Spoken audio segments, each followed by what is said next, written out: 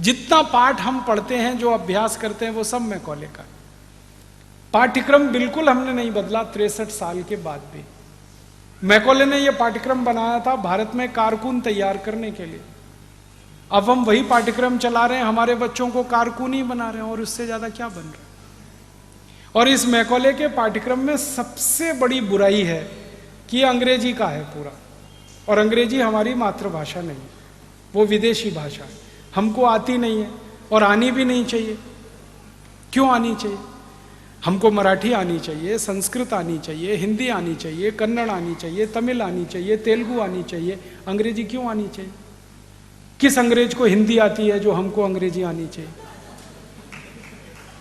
बताओ ना, किस अंग्रेज को मराठी आती है जो हमको अंग्रेजी आनी चाहिए? अंग्रेजी तो नहीं आनी चाहिए।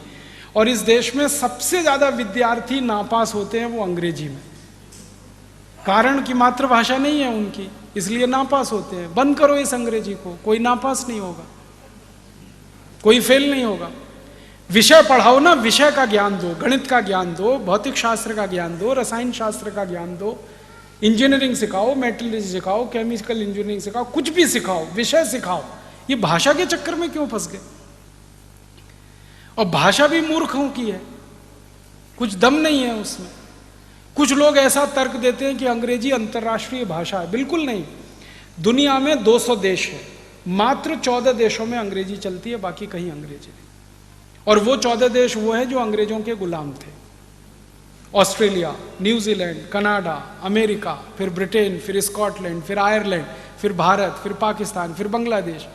इन्हीं देशों में अंग्रेजी है क्योंकि ये गुलाम थे अंग्रेजों के, बाकी कहीं नहीं है।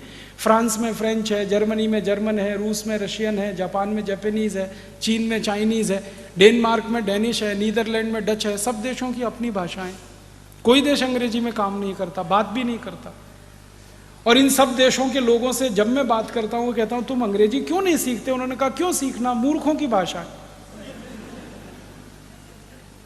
और अंग्रेजी की मूर्खाई हमें समझ में आती है, फिर भी हम उसको चिपक के पकड़ के रखे। दुनिया में किसी भी भाषा में इतनी मूर्खता नहीं है जितनी अंग्रेजी में। PUT put, BUT boot, BUT but, PUT पट, सीयूटी कट है, बीयूटी बट है, तो पीयूटी पट होना चाहिए कि नहीं? और अगर पीयूटी पुट है तो बीयूटी बुट, सीयूटी कुट होना चाहिए। कुछ और छोरी नहीं है, इतनी मूर्खता की भाषा। अंग्रेजी की मूर्खाई क्या है? एक जगह CH होता है का, और एक जगह CH होता है चा। अंग्रेजी का एक शब्द है केमिस्ट्री, CHEMISTRY, केमिस्ट्री, ठीक है? तो चोपड़ा, CHOPARA, चोपड़ा, तो यहां कोपड़ा होना चाहिए।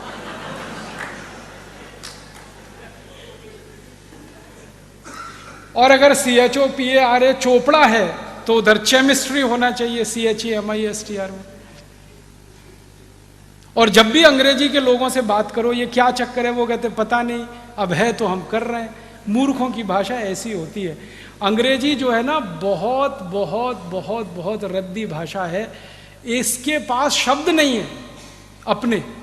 5वीं शताब्दी में तो ये भाषा बनी है। आपको मालूम है अंग्रेजी का इतिहास मुश्किल से 1000, 1200, 1500 साल पुराना। 5वीं शताब्दी के पहले तो अंग्रेजी ही नहीं थी। पूरे इंग्लैंड और स्कॉटलैंड और उसमें लैटिन चलती थी। अंग्रेजी उसमें से उधार लेके कुछ शब्दों से शुरू हुई। फ्रेंच से उधार लिया, जर्मन से लिया, लैटिन से लिया, इससे लिया, कुछ हिंदी से लिया, खिचड़ी बना दिया उन्हें। शब्द नहीं है उनके पास। इतनी गरीब भाषा है ये, जो दुनिया में कहीं नहीं है। इनके पास ले दे के एक ही शब्द है, अंकल। काका, मामा, मौसा, फूफा, काका का काका, मामा का मामा, मौसा का मौसा, सब एक ही है, अंकल। शब्द ही नहीं है। और ले दे के एक शब्द है आंटी। काकी भी है, मामी भी है, मौसी भी है, सब आंटी। ये भारत में तो नहीं होता। हमारे यहाँ तो जितने भी रिश्ते हैं, हर एक के लिए अलग शब्द है। इनके पास शब्द ही नहीं। और ऐसी मूर्खता के शब्द हैं, समझ में नहीं आते। फादर इन लॉ, कौन सा? इधर वाला कौन सा father in? Mother in law कौन सी? इधर वाली की इधर वाली? मूर्खताओं की भाषा। अच्छा, मैं अगर आपसे हिंदी में या मराठी में ये कहूं कि ये व्यक्ति किसी व्यक्ति का साला है, ठीक है, आप 1 मिनट में पता लगा लेंगे साला है या माने उसकी बहन का भाई है, ठीक है। अगर मैं कहूं कि ये उसका जीजा है, इमीडिएट में पता लगा लेंगे। अंग्रेजी में साला और जीजा दोनों के लिए एक ही शब्द है, ब्रदर इन लॉ। अब पता ही नहीं है कि वो साला है कि जीजा है मूर्खों की भाषा की नहीं। अब ये मूर्खों की भाषा में हम फंसे हुए हैं और अपने को बहुत स्मार्ट समझते हैं। और ये मूर्खता पता है कहां तक जाती है? हम हिंदुस्तानी लोग अंग्रेजी के चक्कर में फंस के हमारा कचरा हो गया। ना हम अंग्रेज हो पाए, ना भारतीय रह पाए। आधे अंग्रेज आधे भारतीय। वो कैसे है? किसी के घर में जाओ तो पिताजी का नाम रामदयाल, माताजी का नाम गायत्री देवी, बेटे का नाम टिंकू। अब मैं पूछता हूं ये रामदयाल और गायत्री देवी का टिंकू कहां से आया? और जिन्होंने नाम रखा है ना टिंकू, उनको पूछता हूं आपको इसका अर्थ मालूम है? टिंकू अंग्रेजी की वेबस्टर डिक्शनरी में टिंकू का अर्थ है आवारा लड़का, जो बाप की ना सुने मां की ना सुने, वो टिंकू है। और यहां अच्छे खासे अपने बेटे को आप टिंकू बोल बोल के टिंकू बना रहे। क्या मूर्खता के नाम रखे, कैसे कैसे नाम रखते हैं। डब्लू, बबलू, पिंकू, टिंकू, बबली, डबली, ट्विंकल, डिंपल। क्या मूर्खता। कुछ नामों की कमी है अपने संस्कृत में, मराठी में, हिंदी में। क्यों आप ये फालतू अंग्रेजी नाम?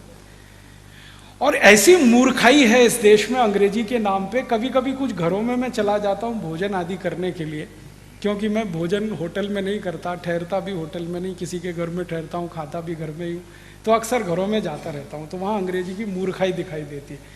अभी थोड़े दिन पहले मैं किसी के घर में गया दिल्ली, तो उनके एक छोटे से बेटे को माता पिता ने मेरे सामने लाके खड़ा कर दिया, ये हमारा बेटा है। मैंने कहा ठीक है, बहुत अच्छा है, ये बहुत होशियार है। मैंने कहा अच्छा, ये बहुत अच्छी कविताएं सुनाता। मैंने कहा अच्छा सुनवाओ जरा।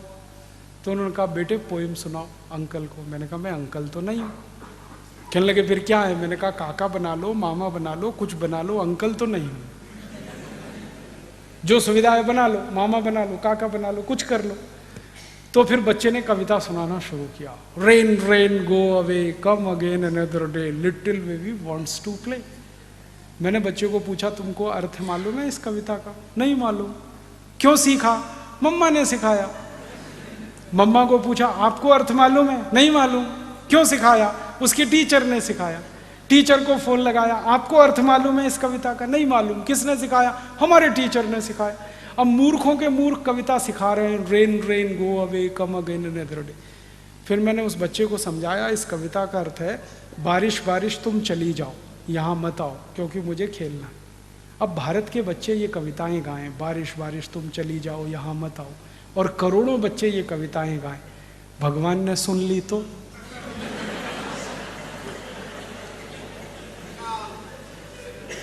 भगवान ने अगर कविता सुन ली तो बारिश को वापस बुला लेगा, यहां बारिश होगी नहीं। और 60% खेती बारिश पर इस देश में जिंदा रहती है। वहां अगर बारिश नहीं होगी, आप भूखे मरेंगे, मैं भूखा मरूंगा, शेतकरी भूखा मरेगा।